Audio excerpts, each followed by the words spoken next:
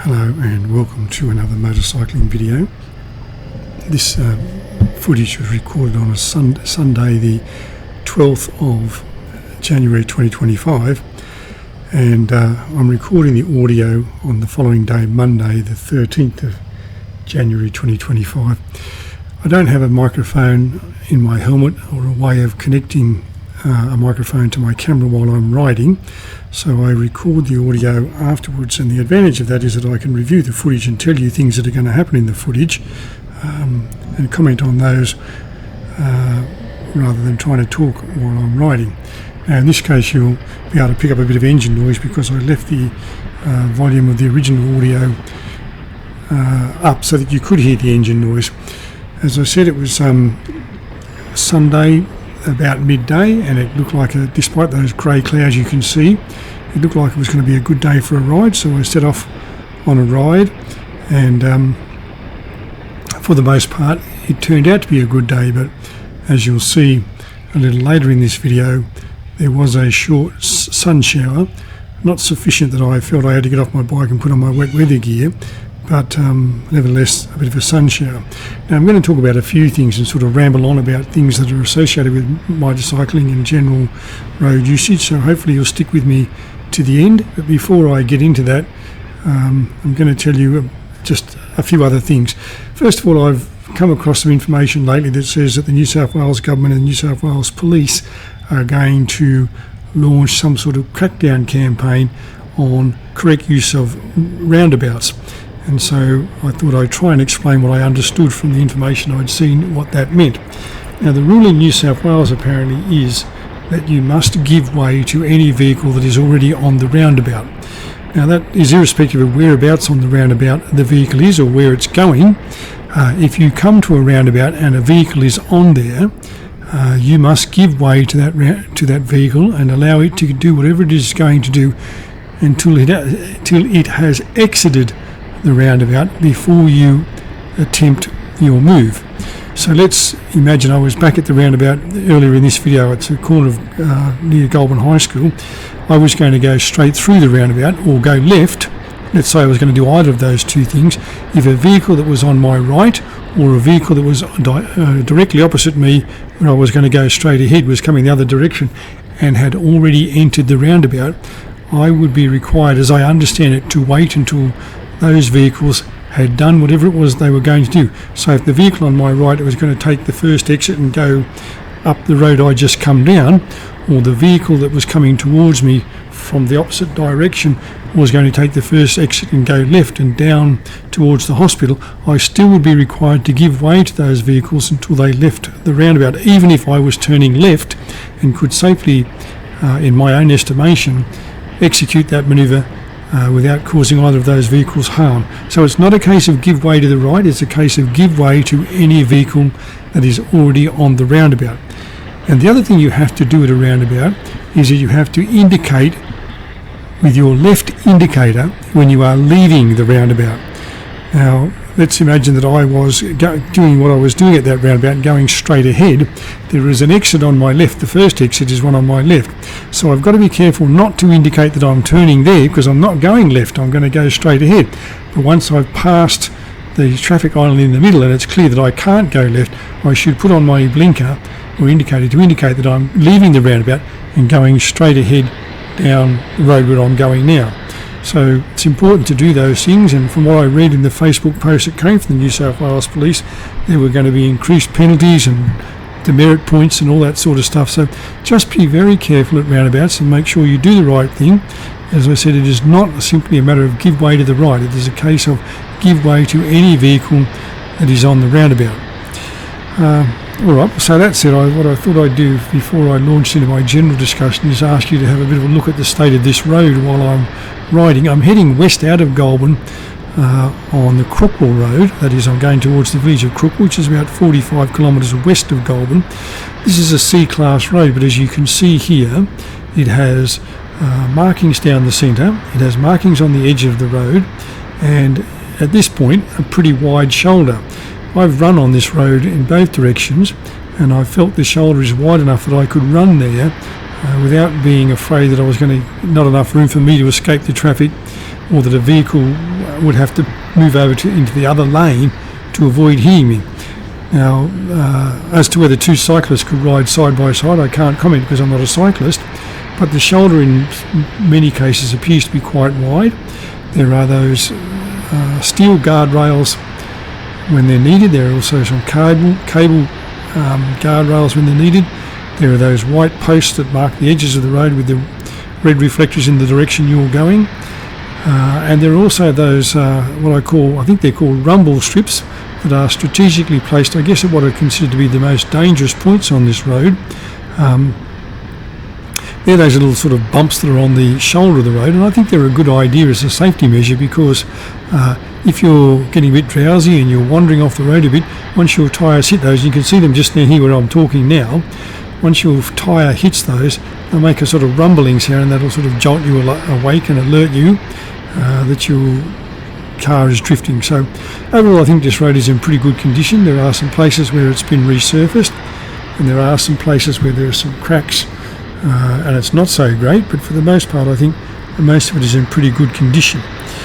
Now at about the 20-minute mark, maybe 25-minute mark, around the 20-minute mark I think, I'm going to pull off the road and pull into Pijar Dam, which is part of Goulburn's water supply, and I just went in there, had a bit of a look around and rode out again, and then coming towards the end of this video at around the 28-minute mark, I'm going to pull into the wind farm, which is sort of 3/4 of the way between Goulburn and Crookwell, just for a moment to have a look. And as I mentioned earlier, and you can see a few spots of rain now starting to form on the camera, I'm going to run into a bit of a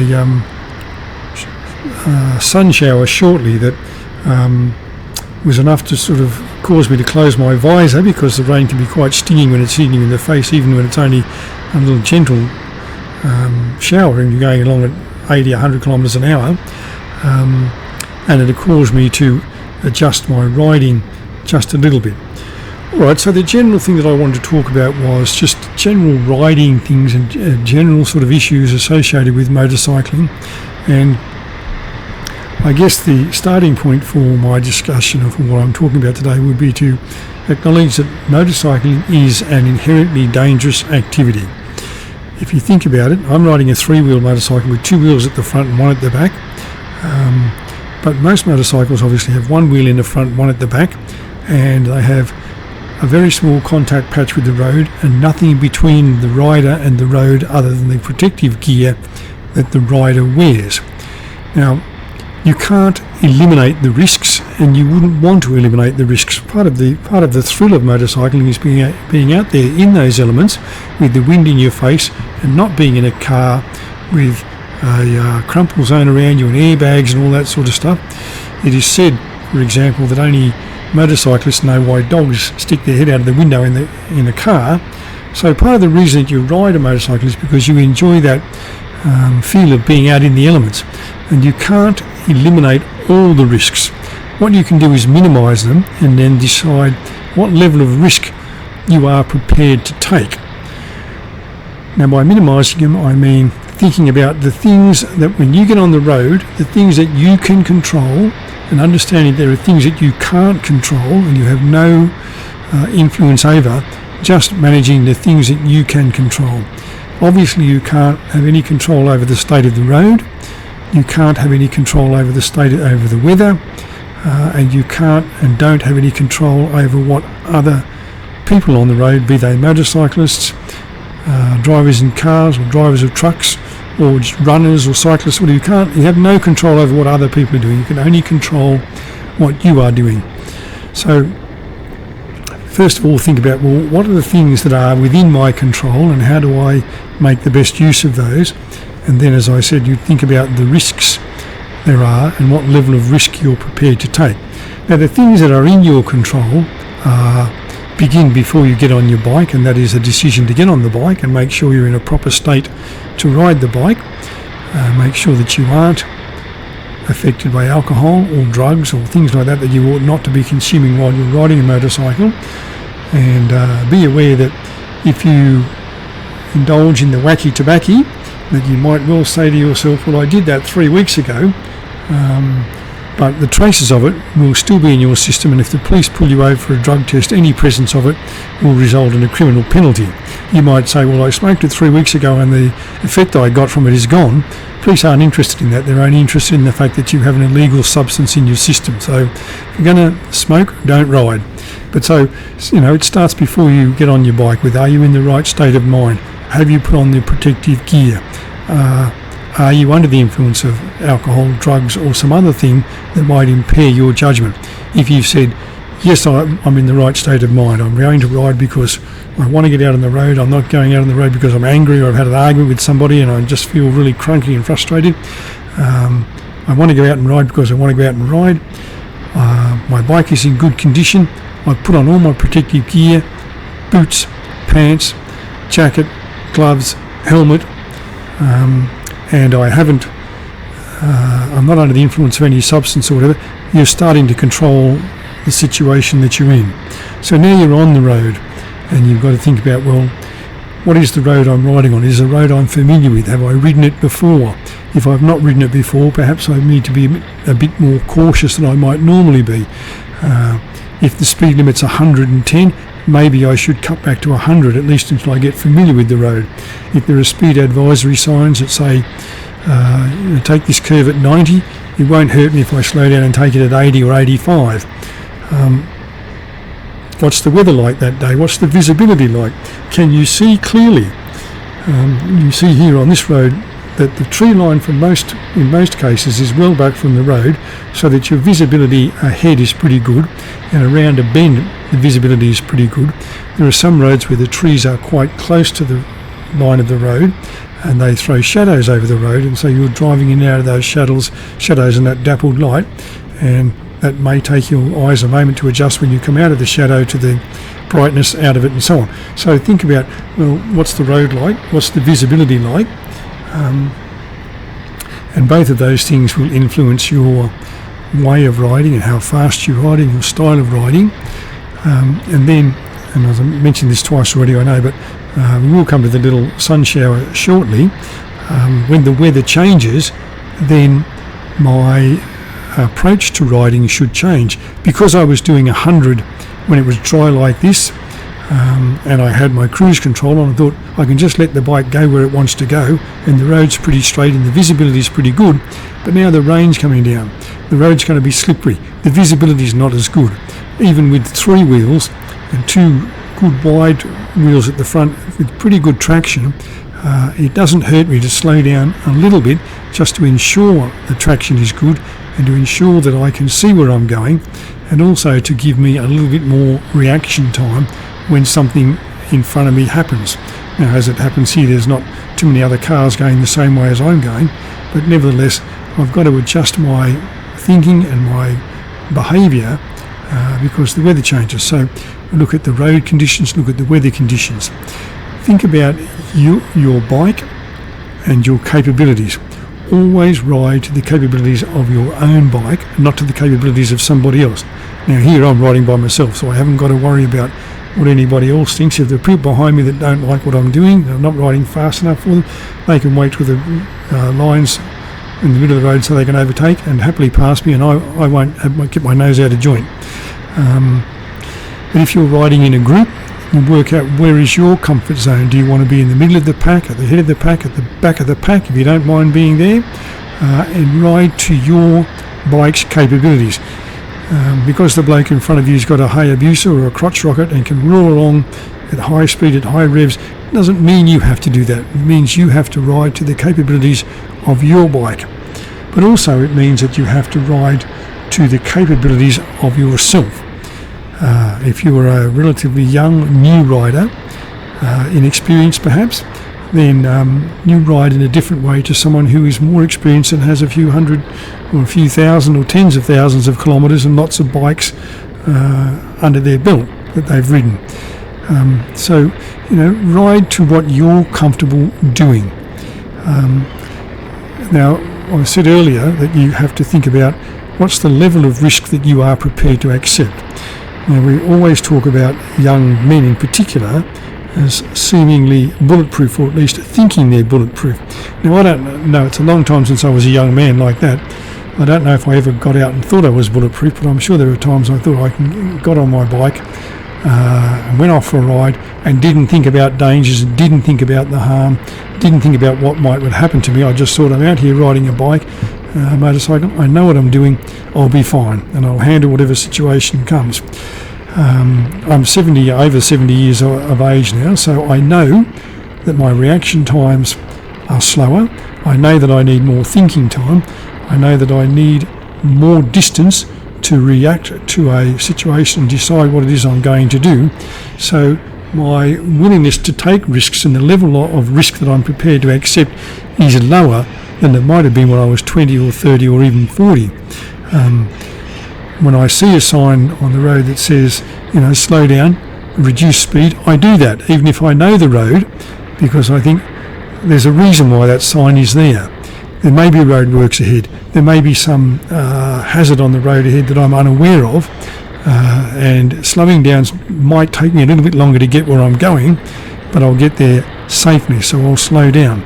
If those speed advisory sign says to me, take this curve at 80, then I probably will take it at 80 or maybe even 70. And if I'm riding with someone else, sometimes when I used to ride with my sons, they might get a bit frustrated with me because they're thinking, well, it's okay for me to, they might think it's okay for them to take that curve at 70 or 80 or whatever. They feel confident. I'm thinking, I'm a little less confident in myself and I'm not to the point of saying I can't do this, but my confidence levels are not the same as theirs because I'm much older than they are. And so I have to say to myself, well, I've got to approach this thing differently than how they might approach it.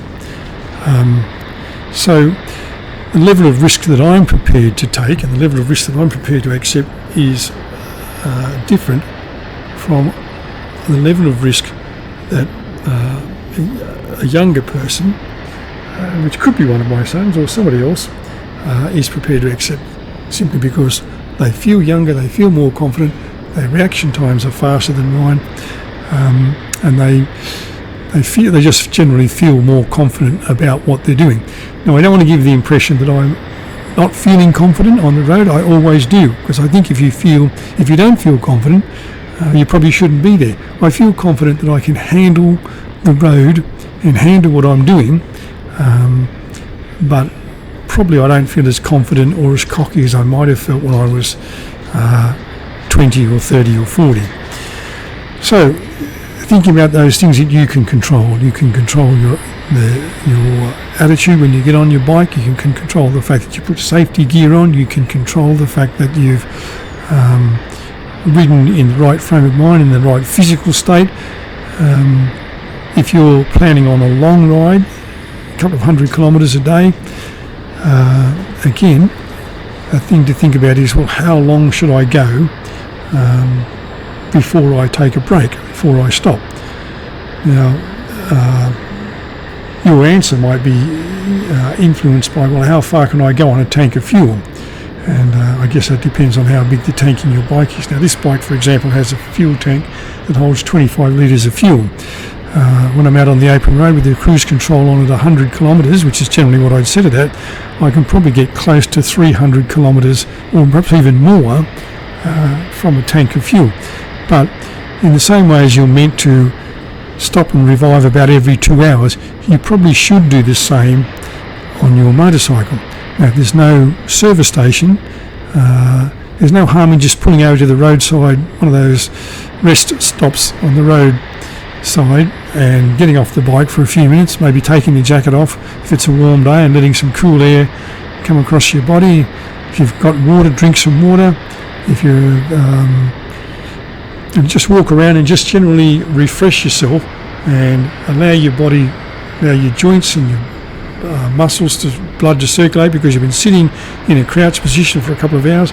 There's no harm in that. In fact, it's a sensible idea. So you can control that. You can control the attitude you take, the way you ride, how long you ride before you rest. And then when you're on the road, and especially if you're riding on a busy road, like this one's not particularly busy, but if you're riding on a busy road, think about, you can't control what the other people on the road can do, but you can control what you do in relation to them. and that is, and I've talked about this in other videos before, that is thinking about your position. I'll come back to it in a moment. So at the moment here I'm pulling into Pijar Dam, and I said that's probably about 25 or so k's west of Goulburn. It's part of Goulburn's water supply. It is a recreational lake as well, recreational fishing. I'm not a person who fishes, so I don't know a lot about fishing, but I believe brown trout are found in the water here. There's a sign just coming up here, and it tells you that this is alpine water and that life jackets must be worn. So there are some boating activities that are allowed. Exactly which ones I don't know, but I know there are some boating activities, and obviously you'd be able to take your boat out onto the lake and fish. I'm not sure that swimming is advised, because the water would be, even I think in summertime, be quite cold. So you'd have to sort of make your own decisions about whether you want to do that. And I think it's allowed, but I'm not sure if it's advised or not. So I just sort of rode down here, had a brief stop, and then rode out again.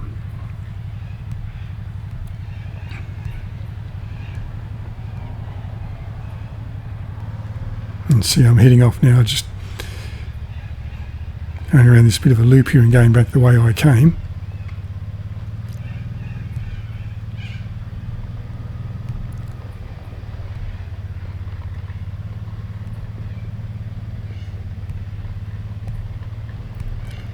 At the end of this dirt section, as you'll see, I'll make a right hand turn and continue in the direction of Crookwell, go over the bridge that forms the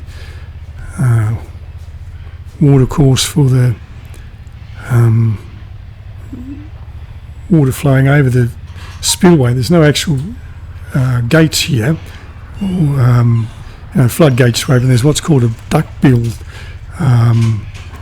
spillway, so the water level builds up to the point where it just flows over the spillway and flows down through the creek into a water treatment plant.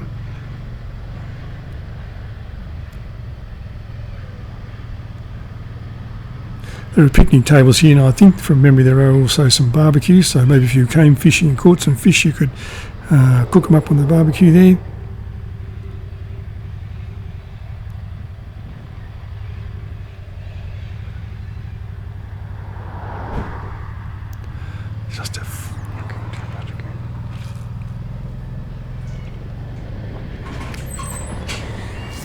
And you'll see just coming up on the right as I'm going across this bridge over the spillway, I'm not sure what the proper name for it is, but I'll just call it the observation tower, which is on the right hand side directly ahead there.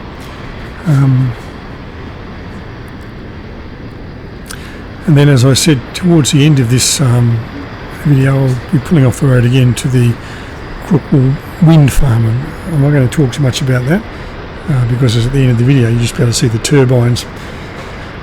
So I was talking about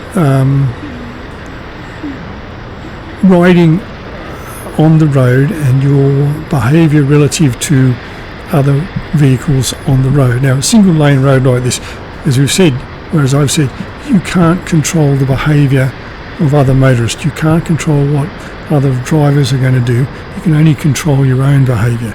So the thing you want to think about first of all is visibility. We've talked about clothing before and talked about the colour of your bike, and most bikes these days have a permanently lit headlight. So as you're coming towards someone, they're going to see the headlight, and if you're behind them, they're going to see the headlight in the mirror. But then there is the sense of you become part of the scenery. So you have to think about whereabouts you position yourself in the lane relative to the vehicle that's in front of you and also the vehicle that's behind you. Now, the one that's in front of you, you want that right driver to know that you're there so that they don't make any sudden moves without remembering that you are there. In other words, if they're going to make a right-hand turn, they've looked in their rear vision mirror and checked, is the motorcyclist still there, or has the motorcyclist moved to the right or the left? So before I make my right or left-hand turn, I should check my blind spot, check my wing mirrors, just to see if that motorcyclist is there. If you stay in the one position in the lane all the time, you end up becoming part of the furniture. The driver knows you're there, but they just go, well, there's someone behind me, but that doesn't necessarily influence their behaviour. But if you are moving around a bit in the lane, so at some point you are clearly visible in the left wing mirror, at some points in the ride you're clearly visible in the rear windscreen, and at some points you're clearly visible in the right wing mirror, then you are going to draw the attention of the rider, of the driver of the car, to your presence. And you want them to do that because you want them to pay attention, as I said, before they make sudden moves to change lanes, or before they make a move to turn right off the road like I did there at the dam, to be aware as the motorcyclist still behind me. I don't recall them going past me. I can't see them. Have they dropped off? Have they turned off somewhere and I didn't notice? Or are they just coming up on the inside of me about to overtake me as I'm about to turn right? Or if you're on a multi-lane road and, for example, you're about to change lanes, I can't see the motorcyclist. Have they turned off? Are they on my left-hand side about to make a left-hand as I'm about to make a left-hand turn? So you want them to keep their lane, their blind spot monitoring thing on, but you also want to draw attention to yourself by not just sticking in the one position in the lane all the time.